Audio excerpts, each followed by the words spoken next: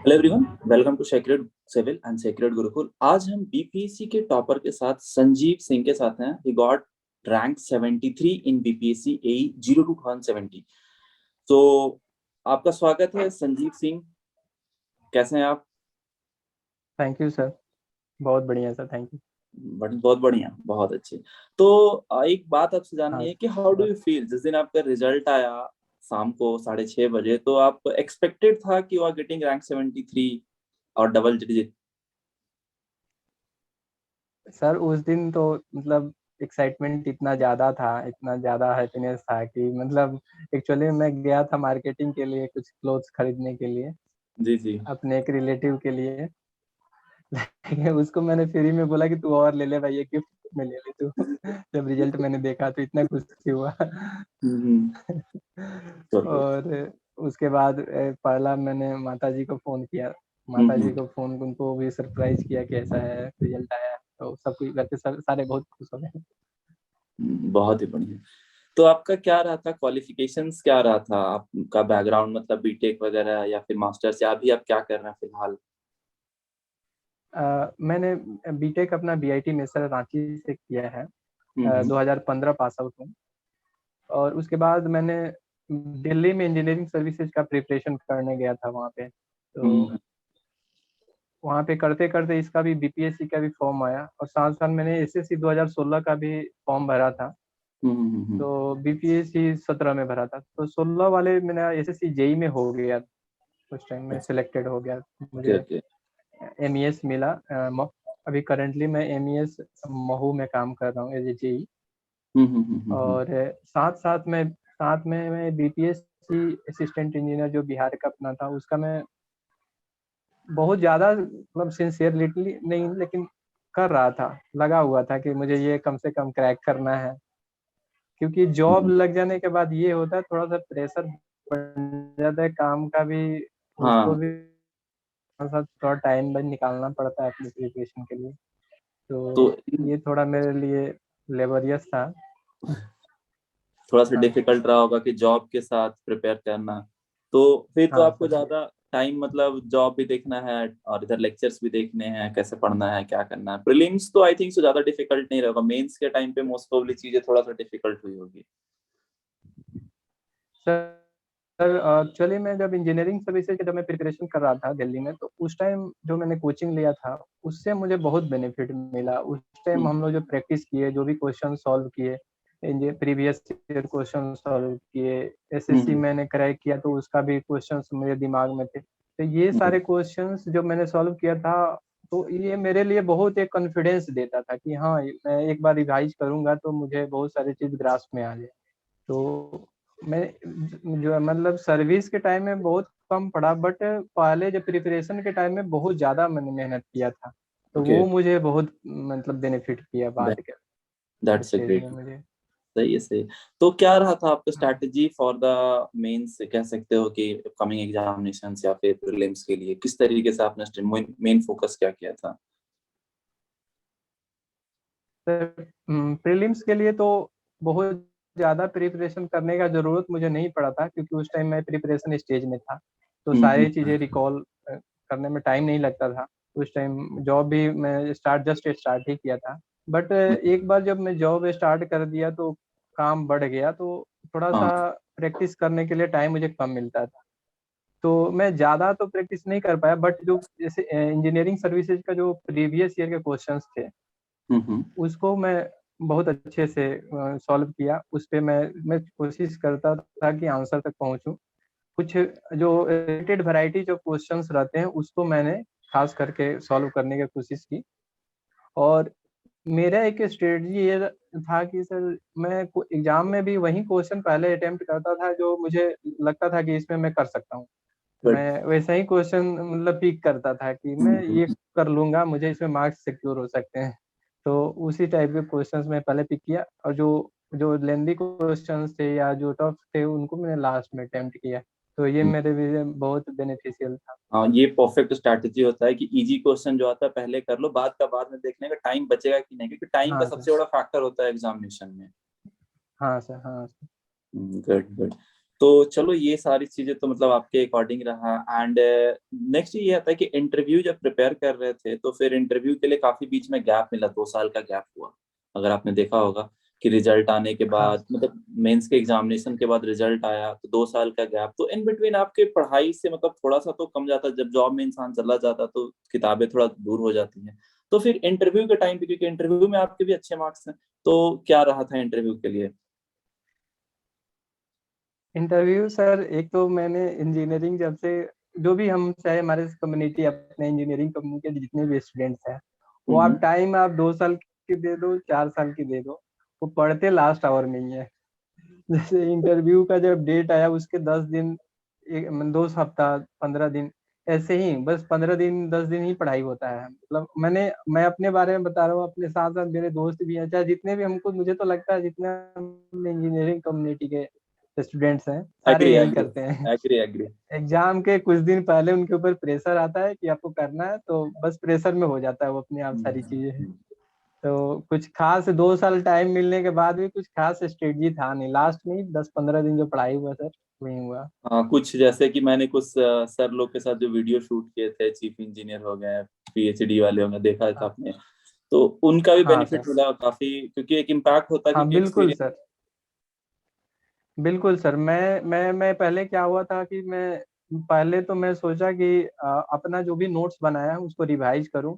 तो एक बार मैंने रिवाइज किया, फिर मैं ये आपके मैंने वीडियोस ढूंढने लगा, यूट्यूब पे बहुत सारा वीडियोस ढूंढा, ताकि मुझे ये पता चले कि इस डायरेक्शन में ये लोग क्वेश्चन पूछते हैं, क्या पूछते हैं, क्योंकि सबका पैटर्न अलग होता है। इंजीनियरिंग सर्विस में एनी टाइप ऑफ क्वेश्चन वो पूछ देते हैं, चाहे अलग स्टेट वाले अपने लेवल के। तो मैंने बहुत ढूंढा, तो आपका चैनल मुझे मिला, जिसमें आपके चैनल सेक्रेट सिविल में, आपका चैनल में मैंने कुछ जो रिटायर्ड ऑफिसर्स हाँ हाँ। थे उनका वीडियोस था।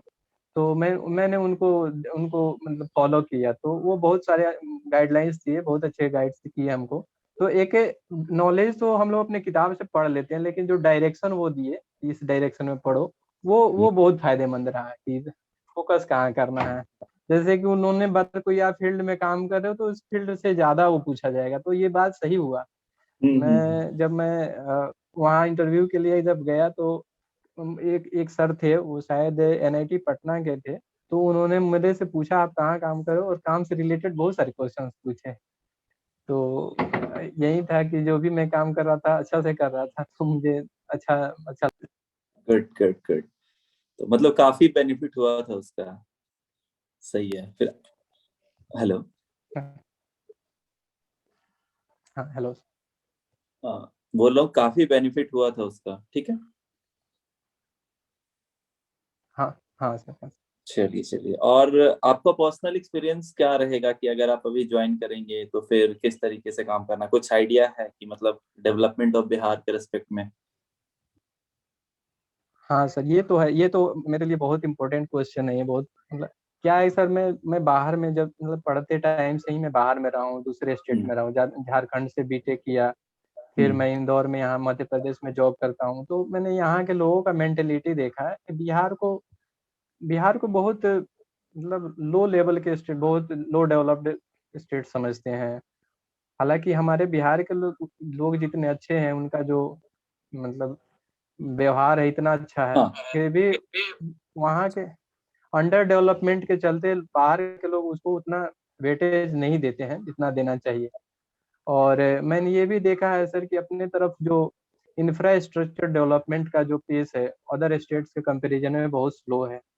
तो एज ए असिस्टेंट इंजीनियर मुझे जो जिम्मेवारी दी जाएगी, मैंने अपने तरफ से सोचा है कि काम अच्छा से करना, ताकि अपने बिहार का डेवलपमेंट हो, अपने लोगों क्योंकि का हाँ, विकास हो। एट द एंड आप ब्यूरोक्रेट्स में जा रहे हो, वो डेवलपमेंट बहुत। तो चाहिए। अगर आप गवर्नमेंट एम्प्लॉय अगर हो, एज एसडीओ पोस्ट के लिए जा रहे हो, तो वहाँ पे कहीं ना कहीं आप अपना इम्प्लीमेंटेशन सोचो कि हाँ इस तरीके से बेटरमेंट हो सकता है, जहाँ पे पोस्टेड हो, चाहे एक छोटा सा जगह क्यों ना हो, जहाँ पे रहो वहाँ पे ये सोचना है कि हाँ इसका डेवलपमेंट होगा, बहुत अच्छे तरीके से हाँ होगा। गुड।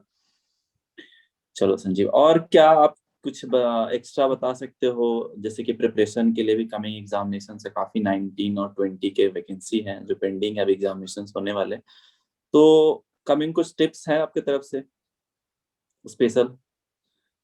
टिप्स सर, जैसे कि सक्सेस का कोई शॉर्टकट नहीं है, ये बात सही है। मेहनत तो बिल्कुल। करना पड़ेगा सर, कोई भी हाँ। एग्जाम हो। और एक चीज मैंने ऑब्जर्व किया कि अभी के टाइम में जैसे मैं भी पढ़ रहा था तो पेशेंस लेवल बहुत कम हो गया है। कोई भी स्टूडेंट है, चाहे हम हो चाहे कोई और भी है, पेशेंस, हम लोग चाहते हैं कि जल्दी से जल्दी नौकरी मिल जाए। तो ये मैंने ऑब्जर्व किया। मैं भी खुद जब दिल्ली में गया था तो वहाँ पे था कि मुझे 1 साल में ही लगा कि नहीं यार, मुझे नौकरी कुछ भी चाहिए, कुछ भी कैसे हूँ करके कोई भी नौकरी मिल जाए मैं कर लूंगा। तो इस केस में क्या होता है कि अच्छे जो जॉब्स होते हैं हम उसके पीछे नहीं भाग के हम छोटे से जॉब के पीछे भागने लगते हैं शॉर्ट टाइम के लिए। तो कहीं ना कहीं हमारे करियर के लिए वो अच्छा नहीं होता है। अगर हम पेशेंस रखें, अपना मेहनत रखें, तो हम अच्छे पोस्ट पे पहुंच सकते हैं, अच्छे जगह पहुंच सकते हैं। तो मेहनत बिल्कुल। करते रहेंगे और थोड़ा पेशेंस चाहिए हम लोग को, तो हम लोग कोई भी एग्जाम क्रैक कर सकते हैं। बस मेहनत का जरूरी है, मेहनत तो करना पड़ेगा। मतलब पढ़ाई करना है, पेशेंस भी रखना है, और सारे कुछ के इसके बाद जॉब, क्योंकि आज पेशेंस के डेट आपके पास भी तो पेशेंस है। 2017 का वैकेंसी है जो 2021 में क्लियर हुआ है। सर, 17 में ही आया था ना ये। पेशेंस पेशेंस वही बोला सर। अगर पैसे, हाँ सर, 17 के मार्च अप्रैल के आसपास उसका फॉर्म फॉर्म हम लोग भर रहे थे उसका। हम्म। शायद वही है। तो याद तो भी नहीं, इतना पुराना हो गया कि याद भी नहीं है हम लोगों को। चलो संजीव, फिर इस बारे में आगे बहुत सारे डिस्कशन करेंगे। आप बिहार आइए, बिहार में आइए, डेवलपमेंट करिए यहाँ पे। और कुछ एक्स्ट्रा आपके नॉलेज दिमाग में है कि थैंक यू कुछ सर, ये थैंक चीजें हमें कन्वे करना चाहिए, तो आप कर सकते हैं। कुछ है आपके दिमाग में? कन्वे यही कहेंगे कि अपने फ्रेंड्स जो भी हैं, जो भी देख रहे हैं, उनसे मैं बस यही कहूँगा कि मेहनत, कोई भी चीज़ पाने के लिए चाहे छोटा हो बड़ा हो, मेहनत तो करना पड़ेगा और पैसेंस उसके साथ साथ तो रखना पड़ेगा। पैसेंस नहीं रहेगा, हड़बड़ाहट में अपना जो क्वालिटी होता है, अपना जो स्ट्रेंथ होता है, उसको हम लोग अचीव नहीं कर पाते हैं, उससे कम में संतुष्ट करना पड़ता है। तो बस मेरा तो यही मानना है सर, अगर पैसेंस है तो आदमी, पैसेंस और मेहनत दो चीज बस। कोई आदमी बहुत ब्रिलियंट नहीं होता समय। मैं एक चीज ऑब्जर्व किया सर। मेरे ही साथ कुछ स्टूडेंट पढ़ रहे थे, मतलब वो पढ़ने में बहुत ब्रिलियंट थे, लेकिन जब रिजल्ट आया तो अप्रोक्स मेरा और उनका नंबर सेम ही आया। तो हम्म। ये जो लोग कहा जाता है कि ये ब्रिलियंट है, ये एवरेज वाला भी ब्रिलियंट के बराबर है। बस वो अपने ऊपर डिपेंड करता है कैसा हम लोग डिपेंड करता मेंटेलिटी है है। सिचुएशन पे। गुड। तो यही चीज है। And one more thing Sanjeev, sir, किस तरीके का आपको बेनिफिट मिला सेक्रेड सिविल और सेक्रेड गुरुकुल से? दोनों एक ही है, तो कुछ इस बारे में बोलना चाहेंगे रिगार्डिंग द टेस्ट सीरीज, या किसी भी चीज के रिगार्डिंग, या फिर कहीं पे भी सर वीडियो लेक्चर? वीडियोज में सर, इंटरव्यू के टाइम में मैंने रेफर किया था सेक्रेड सिविल को। हाँ तो हाँ। उस टाइम मुझे एक सही डायरेक्शन मिला कि मुझे गाइडलाइन मिला, सही डायरेक्शन मिला कि किस डायरेक्शन में मुझे तैयारी करना चाहिए, किस टाइप के क्वेश्चंस पूछे जा सकते हैं। नहीं तो ऐसे तो पढ़ने के लिए सिविल इंजीनियरिंग एक ग्रंथ है, उसमें बहुत, मतलब सारी पूरी यूनिवर्स छिपी हुई है। हम्म। लेकिन उसमें से किस डायरेक्शन में, एक लिमिटेड डायरेक्शन में हम लोग को पढ़ना है, तो वो हमको ये पता चला सेक्रेड सिविल में जब मैं कुछ लेक्चर्स देखा जो पुराने अपने रिटायर्ड ऑफिसर्स के, तो उनसे मुझे डायरेक्शन मिला कि इस डायरेक्शन फोकस करना चाहिए। वो भी हमको सजेस्ट किए, वो ये मुझे बहुत बेनिफिट हुआ सेक्रेड सिविल के चैनल। चलो इससे संजीव, बहुत चलो बेनिफिट संजीव, मिला।